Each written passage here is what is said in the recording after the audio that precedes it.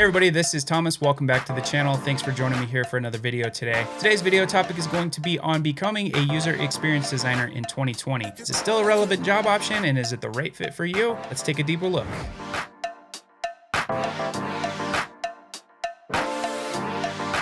So maybe you're just considering a career switch. Maybe you're tired of your current job. Maybe you need something that's a little more conducive to a work from home lifestyle that we're all stuck in right now. I'd like to level set here and truthfully say about my job that I absolutely love my career choice. I love being a UX designer. I love the rewarding benefits that I get from seeing users interact with my design and seeing the benefits that they get out of a well-formed, well-thought-out user experience. I mentioned this on a lot of the other videos on my channel and probably many more videos to come because this is something that is so important to me, and that is user experience. UX is in everything that we do and part of our everyday world, whether you're aware of it or not. User experience can be something as simple as your dishwasher and the experience that you have with that day to day, the buttons that are laid out, how they're laid out, the fonts that are used, the colors that are used to contrast it off of the panel. Is it clear? Does it make sense? Is there instructions on there that tell you what to do? It can be something like a mobile app that you use every day to track your weight or to track your fitness. It can be your favorite streaming app like Netflix.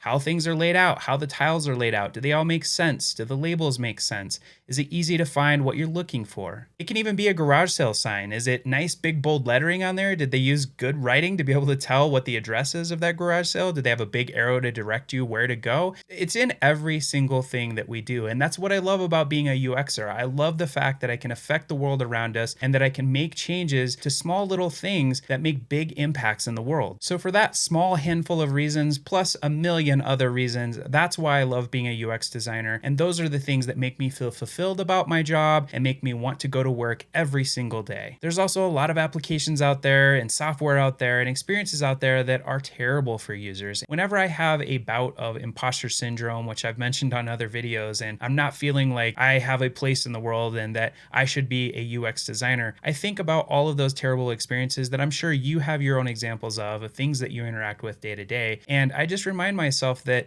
that's why I have this job. I make big impacts in the world and I change things, even if it's just one little piece at a time. It's a big deal. So first off, you should probably do some research in your locality. You should look around your area and see if UX design jobs are in demand. Newsflash, they're pretty much in demand everywhere. It's a really hot job right now and it's only getting to be more and more popular. So take 10 to 15 minutes and go through your favorite job site, whatever it is. Indeed, LinkedIn, doesn't matter. Just search for user experience designer or user interface designer or user researcher, whatever topic you're interested in, and look at all the jobs that you're going to see. You're going to see lots and lots of these jobs available out there and in a wide range, starting from beginners to all the way to expert level and someone with years of experience in more senior level positions. The great thing about these jobs too is a lot of them are very flexible and allow remote work and working from home opportunities, which is great for the time that we're in right now. And it may be part of why you're considering a job switch in the first place. So of course, some cities are going to have a lot more opportunities than others, and this is why you need to do your research. If you're in a metro area like New York or LA or Denver, like where I live, you're going to find a lot of opportunities out there, a ton of jobs. And if you're in even a mid-sized city, you're going to see a lot of jobs available in the user experience field. But even if you're in a smaller city or a smaller town, this remote work opportunity allows you to really do this job from almost anywhere. Another great way to find out if UX is a right fit for you is to talk to other UX designers, talk to other user interface designers. Do you have friends or family that might be in the field? Talk to them and get their experiences about the job and what they like and what they dislike about it. And while you're out there talking to other UXers in the field, make sure that you're networking at the same time. Connect on LinkedIn or connect on Twitter because you never know who's going to be the next opportunity for a new career path. So how do you get into the field, and do you need a formal education like I have? Or can something like a boot camp or certificate work, or maybe even just being self-taught? Does that work? The answer is yes, yes, and yes. This is a great field because it allows for all varying types and levels of education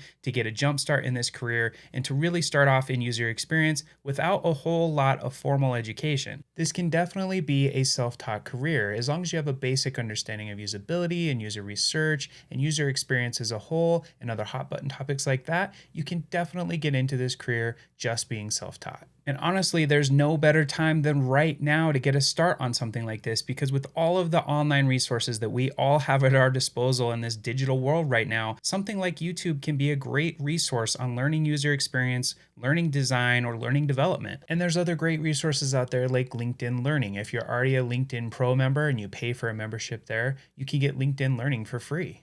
These types of resources were not around 10, 15 years ago, and you needed something more like a formal education. And I am certainly not knocking formal education and going and getting a Bachelor of Arts or going and getting a master's or whatever, because those have their place and they have their value as well. And in my opinion, having one of those higher level degrees like a bachelor's or a master's is going to set you apart from the field just a little bit when that hiring manager is looking through resumes. However, it does not mean that you have to have one of these formal degrees to get a good start in the user experience field. And once you get experience under your belt, and you have a couple years and you've built up a portfolio, you get to be almost on the same level as a lot of these people that have that formal education. So this just goes to show that you can get into this job through a lot of different avenues. You can take the more formal 4-year approach or take a master's degree. You can do a UX boot camp, or you can self-teach yourself. So all in all, you just need to have a desire to be in a creative career path. You need to have a basic understanding of things like colors and typography and design aesthetics, and you need to understand the tools that designers use like Sketch and Figma and others. You have a great start on becoming a user experience designer in 2020. I hope you got some value out of today's video, and I hope I made your decision on becoming a UI UX designer just a little bit easier.